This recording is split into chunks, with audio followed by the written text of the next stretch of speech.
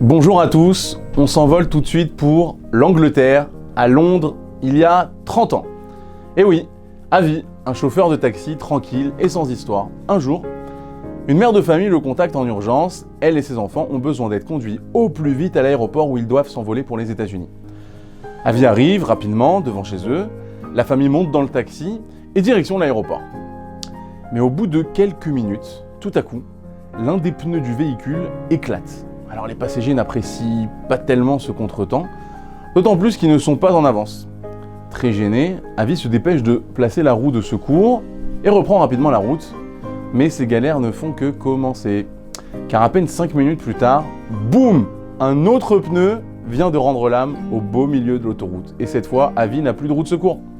2 pneus crevés en quelques minutes, quelle malchance.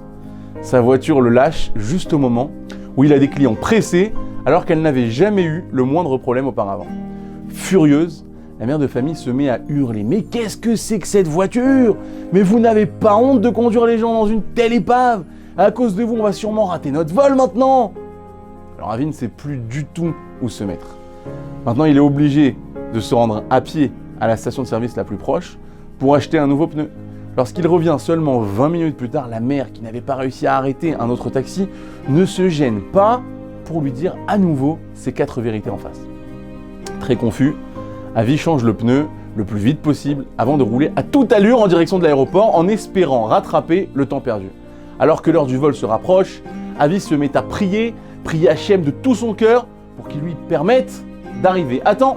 Mais il n'est pas encore au bout de ses peines. Peu après, il arrive derrière un camion qui transporte des pierres. Il s'apprête à le dépasser, mais à ce moment-là, le camion freine subitement, plusieurs pierres s'en échappent, elles atterrissent sur le pare-brise de la voiture et le font voler en éclats. Le cauchemar continue pour Avi. Alors immédiatement, il se tourne vers la mère et lui dit « Écoutez, je suis sincèrement désolé, je ne sais pas pourquoi tout ça arrive aujourd'hui, je suis prêt à continuer le trajet, même sans pare-brise, mais il faut s'il vous plaît que je m'arrête et que je note les coordonnées du chauffeur pour pouvoir lui réclamer des réparations. » À bout de nerfs, elle lui répond « Faites ce que vous voulez, au point où on en est de toute façon, mais vous n'avez pas intérêt à me réclamer un paiement après ce voyage épouvantable. » Alors après avoir discuté avec Avi, le chauffeur s'approche du taxi pour constater les dégâts et il a le droit lui aussi à son lot de reproches de la part de la mère. Une demi-heure plus tard, Avi reprend le volant et appuie sur l'accélérateur. Comme il y a encore une petite chance d'arriver à temps, il décide de tenter le tout pour le tout. Il quitte la voie principale et emprunte celle destinée uniquement aux véhicules d'urgence. Et bien évidemment, en espérant ne pas se faire arrêter, parce qu'il manquait plus que ça. C'est la première fois qu'il commet une infraction au code de la route. Mais après tous ces contretemps, il se dit qu'il n'a plus rien à perdre et que de toute façon, il ne peut plus lui arriver grand-chose. Et là, il ne roule pas depuis 2 minutes qu'il entend déjà une sirène de police derrière lui.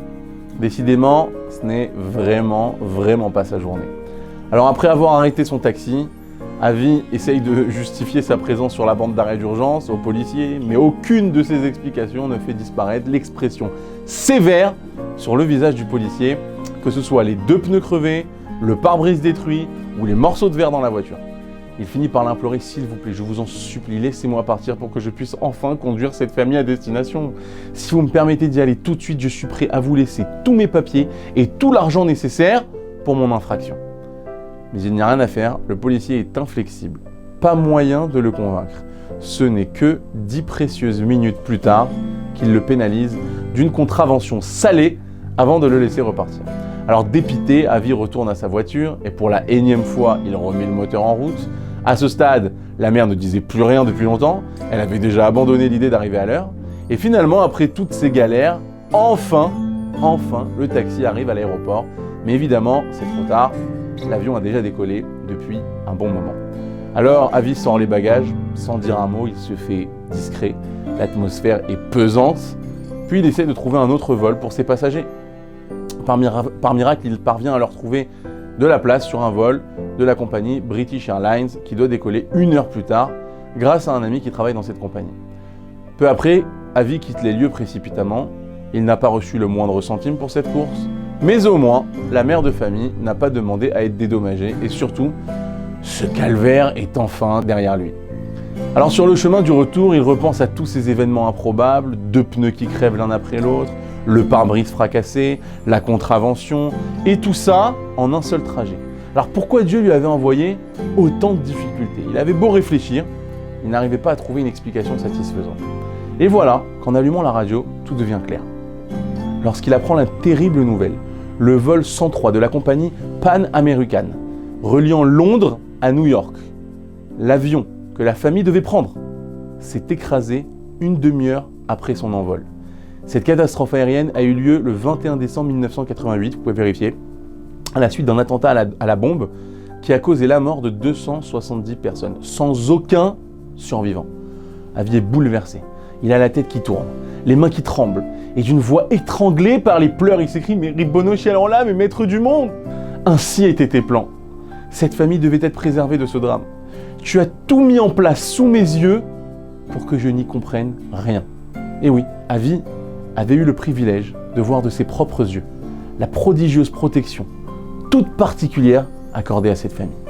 Hachem est là, à côté de nous, et veille sur nous. Shabbat Shalom à tous.